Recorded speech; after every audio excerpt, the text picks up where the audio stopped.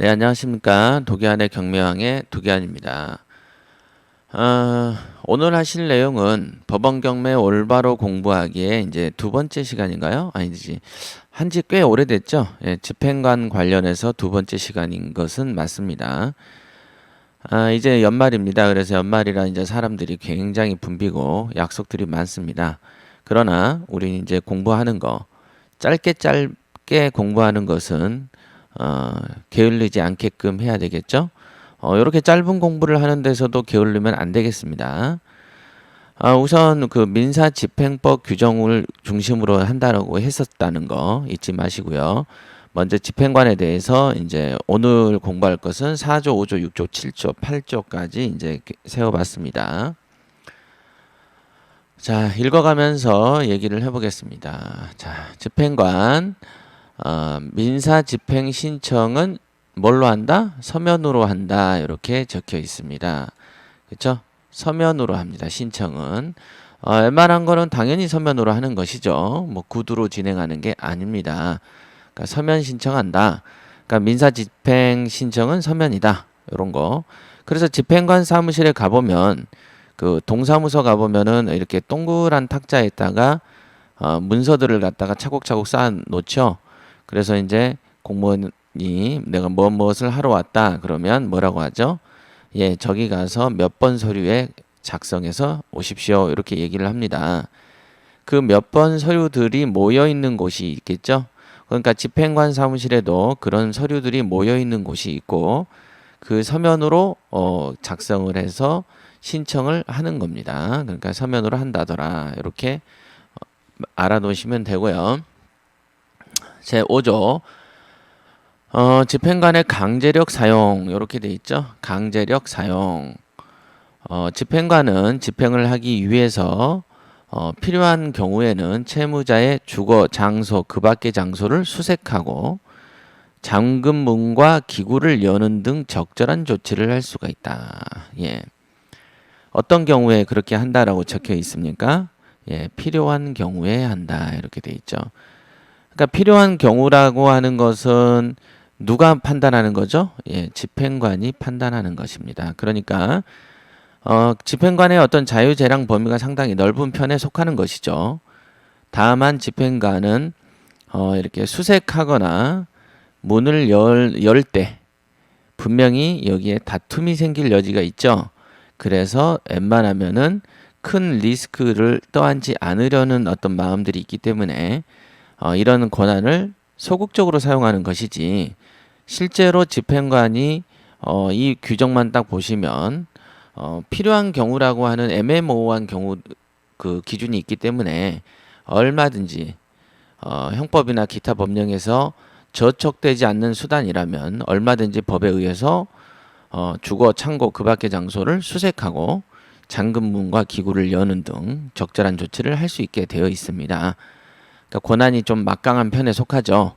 다만 이제 개인의 성향상 나이가 있고 여러 가지 어떤 불협화음을 싫어하는 성향상 이런 권한을 소극적으로 사용할 뿐이다. 이렇게 생각하시면 되겠습니다. 심지어는 무엇을 할 수가 있습니까? 예, 저항을 받으면 경찰, 국군의 원조를 요청할 수 있다. 이렇게 돼 있죠. 어떤 경우에 국군의 원조를 요청하는 것인지는 저는 모르겠습니다만은 일단 집행관이 한 이 정도의 권한이 있구나 이걸 아시면 되겠죠. 이항의 국군의 원조는 법원에 신청을 먼저 하고 법원이 국군의 원조를 요청하는 절차는 대법원 규칙으로 별도로 정해져 있습니다. 그렇죠? 군을 이용한다. 이거는 엄청난 어떤 까다로운 절차가 있겠고 자칫 권리 남용이 될 수 있기 때문에 이거를 조항이 있더라도 신중하게 이용을 할 겁니다. 그래서 이제 케이스가 드문 것이죠. 자, 참여자. 집행관은 집행하는데 저항을 받거나 채무자의 주거에서 집행을 실시하려는데 채무자나 사리를 분별할 지능이 있는 그 친족 고용인을 만나지 못한 때에는 성년 두 사람이나 특별시 광역시의 구 동직원, 시읍면 직원 또는 경찰관 중에 한 사람을 증인으로 한다. 이렇게 돼 있죠.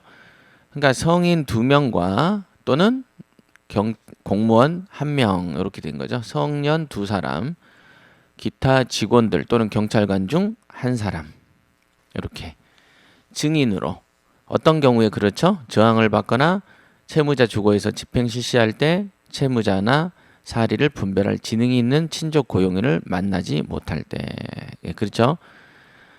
채무자의 주거에서 집행을 하는데 당사자가 없는 거예요. 그렇죠? 당사자가 없어서 이걸 참 몰래 집행을 해버리기가 뭐 어쩔 수 없는 경우들이 있겠죠. 몰래 집행을 하자니 좀 꺼림직하죠. 무엇인가를 잃어버렸다고 그 이의 신청이 들어올 수도 있고 형사나 민사로 이렇게 어떤 소송이 분쟁이 발생할 수도 있겠죠. 그래서 이렇게 사람이 채무자를 만나지 못할 때를 대비해서 그때는 성인 2사람 또는 공무원 1사람 즉 눈으로 보라는 거죠. 이렇게 증인들이 있다. 이렇게 해서 참여를 시킨다. 옆에 참여하게 하여야 한다. 의무사항이죠. 하여야 한다. 참여하게 하여야 한다. 예, 의무사항입니다. 그래서 실제로 이 집행관이 우리의 어떤 집행 업무를 할 때 우리한테 매번 그러죠. 성인 2사람 꼭 데리고 오세요. 이렇게 얘기를 하는 이유가 뭐냐면 현장에 나갔을 때 채무자나 지금 말씀한 것처럼 그 친족이나 고용인을 만나지 못할 경우를 대비하는 거죠. 그죠? 법조항으로는 대비죠. 그러나 실제로는 이제 그 어떤 이렇게 성인 2사람이 와 있으면 집행관이 일을 하기가 훨씬 수월하지 않겠습니까? 왜냐하면 저항을 받을 수 있으니까요. 그죠? 여기 앞에 있는 것처럼 저항을 받거나 그 채무자나 사리 분별이 있거나 있는 친족이나 고용인을 만나지 못할 때를 대비한 거죠. 저항을 받으면 대부분 이제 그 집행관한테 저항을 할 수가 있기 때문에 가능하면 성년 2사람을 데리고 오게끔 하는 것이죠. 이런 참여자가 있다는 점 잊지 마시고요. 자, 그 다음 조항 보겠습니다.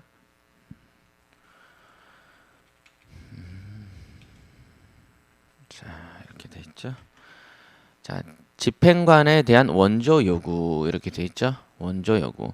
집행관 외의 사람으로서 법원의 명령에 의하여 민사 집행에 관한 직무를 행하는 사람, 집행관이 아닌 사람인데 직무를 행하는 사람은 신분 자격을 증명하는 문서를 지니고 있다가 관계인이 신청하면 이를 내보여야 한다. 1항의 사람이 직무를 집행할 때 저항을 받으면 집행관한테 도움을 요구할 수 있고 이때 집행관의 원조 요구를 받은 집행관은 5조 및 6조에 규정된 권한을 행사한다. 즉 집행관의 그 외의 사람이 집행관을 도우는 경우가 생길 수 있겠죠. 집행관 외의 사람이 법원의 명령에 의하여 이렇게 돼 있죠. 명령에 의하여 직무를 행하다 보면 당신 뭐야? 뭐 이런 말들이 나올 때 그걸 대비한 신분 또는 자격을 증명하는 문서를 갖고 있다가 보여줘야 할 의무가 있죠. 우리가 경찰이나 공무원들도 그 경찰이 이렇게 어떤 집행을 하려고 하면 당신 신분증 뭐야? 줘봐라. 이렇게 얘기를 하면서 신분증의 제시를 요구하죠. 그러면 경찰관은 신분증을 보여주어야 합니다. 그게 경찰관의 직무 집행의 법에 규정되어 있는 것이죠. 그런 것처럼 법원의 명령을 받아서 집행관이 아닌 사람이 집행 업무에 종사하게 될 경우에도 이렇게 신분증을 제시를 해야 된다. 이렇게 이제 법에 정해 놓은 것이죠. 그러다가 또 똑같이 집행 업무를 하다 보니까 저항을 받거나 채무자를 못 만나거나 사리 분별 있는 자를 못 만나거나 이런 경우들이 있겠죠. 그런 경우에는 본인에게 집행관의 권한을 주는 것이 아니고 법에서는 집행관만 뭐 국군이나 경찰의 원조를 받거나 기타 성인 2사람이나 공무원을 참여시키게 하는 권한이 집행관에게 있는 것이죠. 여기 적혀 있지 않습니까? 집행관은 이렇게 써져 있죠. 국군의 원조를 요청하는 경우도 집행관은 이렇게 주어가 분명히 집행관은으로 되어 있지 집행관 외에 사람이 법원의 명령을 받아서 직무를 집행하는 사람이 이렇게는 안 적혀 있다는 거죠. 그러니까 이런 그 어떤 그 집행관을 도와주는 사람들한테도 이런 권한을 줄 수는 없는 것이고 단지 이 사람이 필요로 하면 집행관에게 원조를 요청하라 이렇게 규정을 해놓은 것이죠. 그 다음에 공무원의 공휴일과 야간 집행 이렇게 돼 있죠. 공휴일하고 야간에는 법원의 허가가 있어야 집행한다 이렇게 돼 있죠. 허가 명령은 민사 집행을 실시할 때 보여야 한다 이렇게 돼 있죠. 이거는 마치 검찰이 영장, 압수수색 영장을 가지고 목적물에 와가지고 압수수색을 할 때 제일 먼저 문서를 이렇게 눈앞에서 흔들죠. 법원에서 나온 압수수색 영장이다. 법원의 허가를 받은 문서다 이런 걸 보여주지 않습니까? 그런 것처럼 공휴일이나 야간에 집행을 할 때는 법원의 허가를 받고 그 허가 문서를 보여야 된다 이렇게 된 거예요. 그러니까 뭐 특별한 건 아닙니다만은 공휴일하고 야간에 집행을 할 때는 그 이유가 있지 않겠습니까? 엄청난 어떤 그 집행에 대한 그 어떤 저항이 심하거나 어떤 고의적으로 집행을 회피하기 위해서 이렇게 낮에는 이렇게 도망을 다닌다든가 거의 이제 그런 경우라면 집행관이 판단했을 때 이 사람은 공휴일에 쳐야 되겠다 또는 야간에 드러내야 되겠다 이렇게 판단은 집행관이 하는 것이죠. 그러면 거기에 대한 사유들을 분명히 적지 않을까요? 그죠? 이러이러한 사유가 있어서 이 사람은 공휴일과 야간에만 집행을 해야 되겠습니다. 라고 얘기를 했겠죠. 그럴 경우에는 법원에서 허가를 내준다 이겁니다. 자, 집행관에 대해서는 이 정도로 계속 이제 1부와 2부를 통해서 많이 공부하고 계시고요. 또 다음 시간에 다른 내용으로 만나 뵙겠습니다. 자, 수고하셨습니다.